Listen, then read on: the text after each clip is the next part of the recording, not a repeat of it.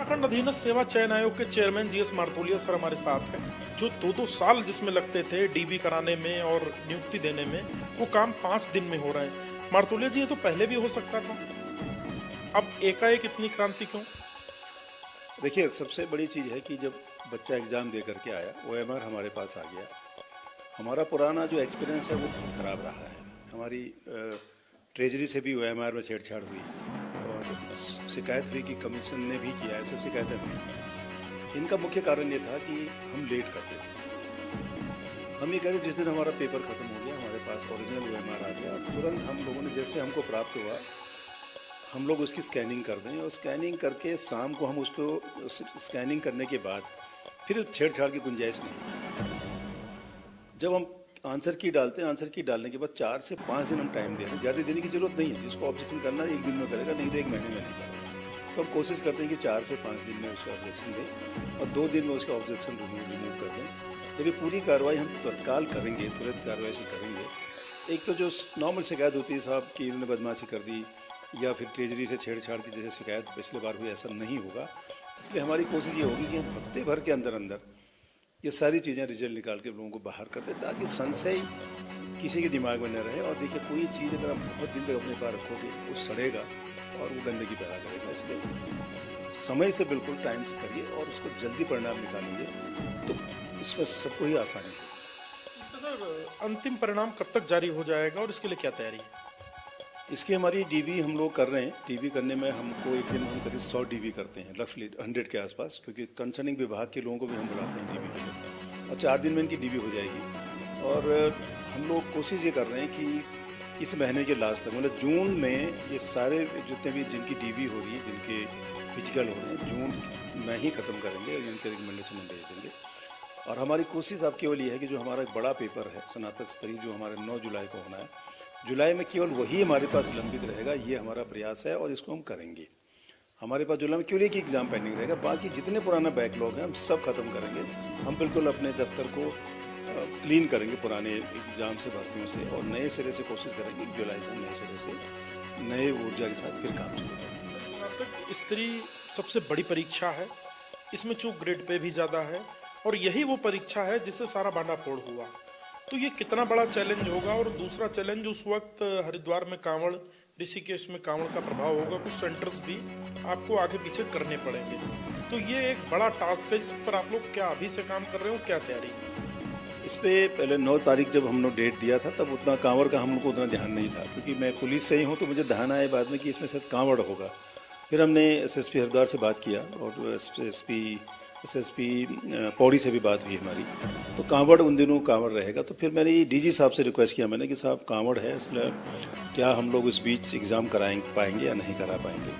उनसे मैंने मीटिंग की थी, परसेली में गया था उनसे, तो उसमें ये तय हुआ कि हरिद्वार और ऋषिकेश ये एग्ज़ाम सेंटर नहीं होंगे। यहाँ करीब 33,000 के आसपास बच्चे बैठ रहे थे इन 2 सेंटरों में। 28 के आसपास, 29 के आसपास, 28 के आसपास हरिद्वार में और थोड़ा ऋषिकेश में। वहाँ वो नहीं कर पाएंगे और सही भी नहीं हो पाएगा। वो बच्चों के लिए भी दिक्कत है, कैंडिडेट नहीं पहुँच पाएंगे, जाम लगेगा। तो उसमें बाकी जिलों में डीजी साहब ने कहा कि कोई दिक्कत नहीं, आप कर लीजिए। तो हम उसकी संख्या को हरिद्वार से देहरादून शिफ्ट करेंगे, कुछ पौड़ी शिफ्ट होंगे, कुछ टेहरी शिफ्ट होंगे, कुछ चमोली शिफ्ट होंगे। पूरी व्यवस्था होगी। संबंधित सभी डीएम को हमारी एक दूसरी चिट्ठी चली गई है, उस पर जिला शिक्षा अधिकारी काम कर रहे हैं और हमारी ऑलमोस्ट करीब डिस्ट्रिक्ट से ऑलमोस्ट करीब एनओसी हो गई है।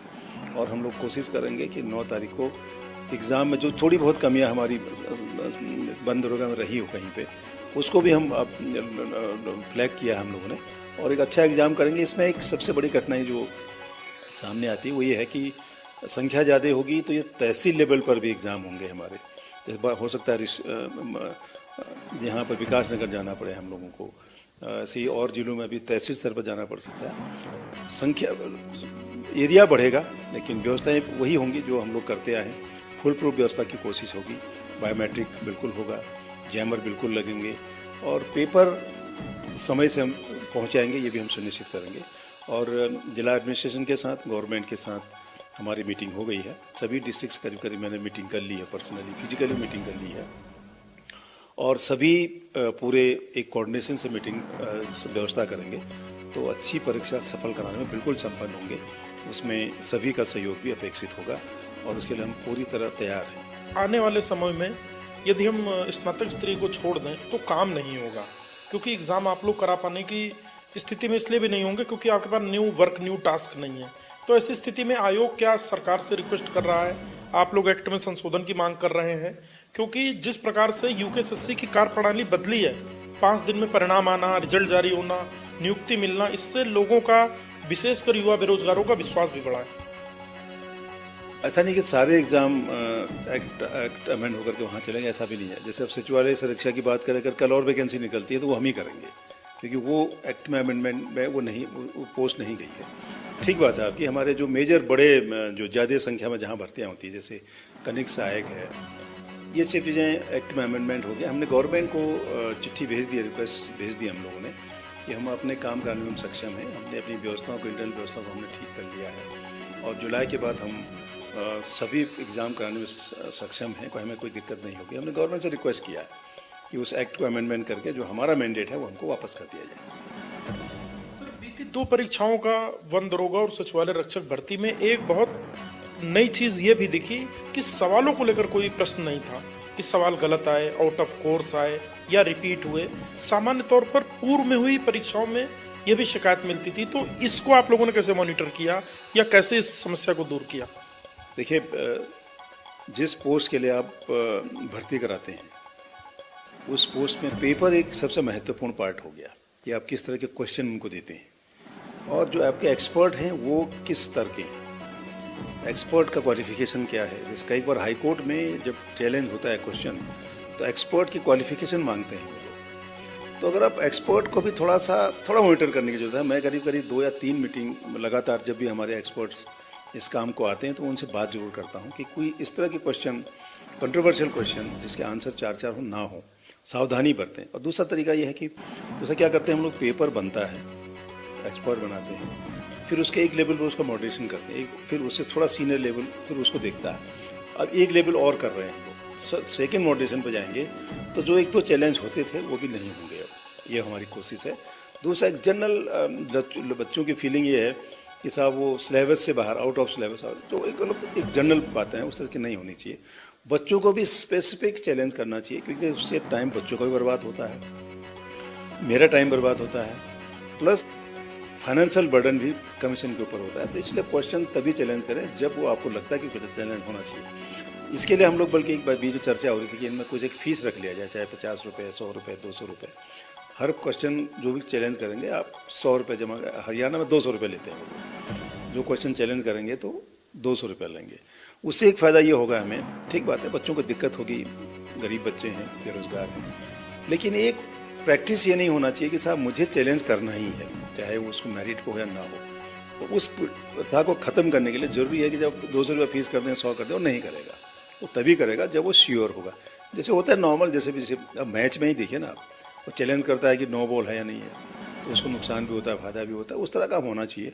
वो हम अगले अपने एक्ट में भी इसका प्रावधान करके गवर्नमेंट के सामने रखेंगे जरूर कि इसमें कुछ नॉमिनल फीस कर दें, इसलिए कि लड़का जब भी चैलेंज करे प्रूफ के साथ, जस्टिफिकेशन के साथ चैलेंज करें, तब वो हमें भी अच्छा लगेगा, उसको भी अच्छा लगेगा। अज्ञानतावश भी लिखने लगते हैं, जैसे वन दरोगा की परीक्षा पे लिख दिया गया कि साहब परीक्षा का सुबह सुबह सेंटर बदल दिया गया, लोग परीक्षा नहीं दे पाए, और बहुत इस प्रकार से टिप्पणी होने लगती जो विषय के जानकार नहीं है, जिनको नॉलेज नहीं है, वो भी बोलते हैं। इससे एक सामान्य तौर पर नेगेटिव माहौल बनता है।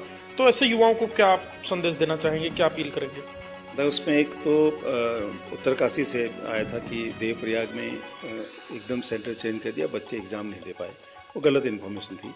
ऐसे ही अमर उजाला में एक पेपर छपा बॉबी पवार के उससे कि बच्चे मोबाइल लेके गए। तो ये सब चीज़ें ऐसी थी जो उस पर ख़राब कमेंट्स आने लाजमी है। मैंने इमीडिएटली रिएक्ट किया, मैंने बात की और मैंने प्रेस से भी बात की, इन लोगों से बात की। मैंने कहा मैं लीगली एक नोटिस भेजूँगा, अगर ये चीज़ें, अगर आपका अफवाह फैला कोई प्रॉब्लम होगी तो इसके लिए रिस्पॉन्सिबिलिटी फिक्स होगी। आप ऐसी अफवाहें मत फैलाइए जो सही नहीं है। अफवाहें फैलाना अपने आप में एक अपराध। देखिए उस एक अफवाह से 1 लाख आदमी अगर उसको फेर के कमेंट्स कर देते और सोशल मीडिया में चलता तो हमारी तो पोजीशन कितनी खराब होती, हमारी छवि को कितना फर्क पड़ता। तो मेरे खैर वो उनने फिर खैर हटा दिया जो भी किया होगा, लेकिन उसमें कोई कॉन्क्रीट चीज़ें फिर वो कोई लाए नहीं। मेरे पास अगले दिन बेरोजगार संघ वाले राम कंडोल वगैरह भी आए थे, मैंने उनसे भी कहा, मैंने कहा आप कॉन्क्रीट बात करो और एविडेंस के साथ बात करो तो उसको ठीक किया जा सकता है, आगे बेहतर किया जा सकता है। लेकिन जनरल मैंने कहा कौन है मुकेश चौहान, मुझे बताइए आप, जिसने कहा कि साहब बच्चे मोबाइल लेके गए, मुझे बताएं, वो प्रूफ दें। वहाँ पर हमारा मजिस्ट्रेट है, वहाँ पुलिस वाला है, वहाँ सेंटर के एग्जामिनर हैं, हमारे सुपरवाइजर, किसी को तो बताते हैं कि साहब मोबाइल लेके कैसे जा रहा है। तो एक अननेसेसरली चीज़ों को ख़राब करने की दिशा में कुछ लोग कर सकते हैं ऐसा। मेरा सबसे अनुरोध है कि जहाँ ऐसी चीज़ें ना करें जिससे परेशानियाँ हों, बढ़ें और उन्माद फैले, लोगों में असुरक्षा की भावनाएं चलें कि नाम नकल भी हो रही है। ऐसा नहीं, गलत हो रहा है बिल्कुल आप ताल ठोक के बिल्कुल कहिए कि हाँ गलत हो रहा है, हम सुनने को तैयार हैं। उसी टाइम जिस टाइम और उस टाइम बताए ना, उसी टाइम पहुँचेंगे। देखिए हम बंद दरोगा में हम कई सेंटर में गए, कहीं एक बात नहीं आई, कहीं कोई बात आप कहिए, उसी टाइम बताइए, उसका सॉल्यूशन हो सकता है। लेकिन बाद में बैठ करके मैं एक स्टेटमेंट, मैं अभी ये भी देख रहा हूँ कि इसमें कितने बच्चों ने एग्ज़ाम, जिनके नाम हैं, मैं ज़रूर चेक करूँगा इन बच्चों ने एग्ज़ाम दिया या नहीं दिया। जो कह रहा था मुकेश चौहान, अब उसकी डिटेल तो नहीं है लेकिन नाम है मुकेश चौहान, ढूंढेंगे कौन बच्चे हैं, किसने कहा। तो इसलिए ऐसा मत करिए जो जिसका कोई प्रूफ हमारे पास नहीं है। एक जनरल अफवाहें फैलाने की कोशिश न करें, हमारे साथ चलिए, हमें कोऑपरेट करिए। हमारे इस व्यवस्थाओं को अच्छा और अच्छा करने में हम आपकी सहभागिता बहुत ज़रूरी है। अपनी मेहनत पर भरोसा करिए, हम पर विश्वास करिए, आपकी मेहनत बेकार नहीं जाएगी, ये हम आपको विश्वास दिला सकते हैं। तो आप थे यूकेएसएससी के चेयरमैन जीएस मारतोलिया जी, और इन्होंने 2 बहुत महत्वपूर्ण बातें की। पहला, जो जुलाई माह में होने वाली परीक्षा है, इसके लिए एक बड़ी तैयारी की जा रही है।